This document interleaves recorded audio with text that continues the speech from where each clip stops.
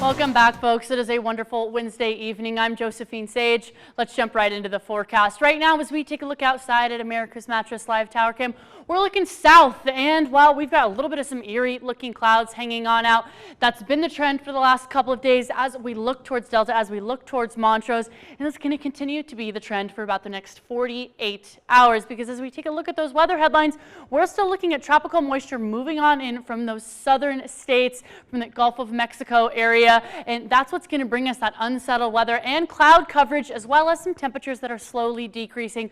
We're just a few degrees below those seasonal averages. Now, I'll get into those temperatures in just a second.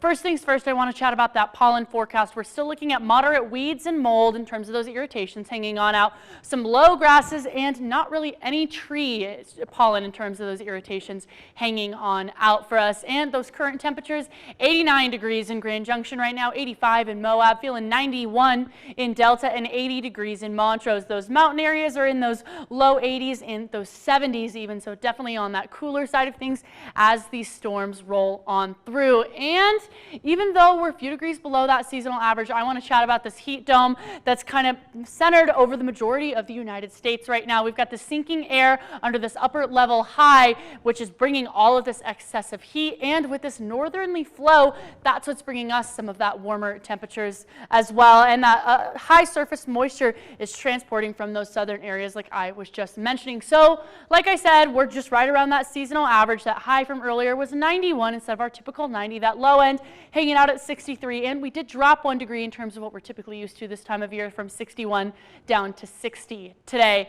And I still have Lincoln hanging out with me all week this week for the dog walking forecast. We'll notice tomorrow that peak temperature is still going to happen in that 2 to 3 p.m. hour with some partly cloudy skies. Please feel free to send me a photo of your dog at jsage@carryxtv.com. But as we get into tomorrow, that heat dome is still going to be in that upper level atmosphere with that northerly flow, bringing in some of those warm airs, and that southerly flow right up in through the Gulf with that moisture. So speaking of that moisture into tomorrow, that remnants of a Harold is impacting a lot of the southwest U.S., bringing in storms through that Four Corners region, stretching on into us kind of as it boogies through that Wyoming and over to that Nebraska area. So as we take a look into those afternoon hours and those evening hours together, that's when those widespread storms are going to roll on through for us here on the western slope. Our humidity levels as of right now are above what we're typically used to at 23% and 33% in Montrose. And our short-term forecast, this is what we're looking at tonight. Widespread showers from basically Moab and Green River all the way through Grand Junction, Glenwood Springs, Vale, and even up to Craig. Early morning hours looking at a little bit of some partly cloudy skies, even into that 7 a.m. hour.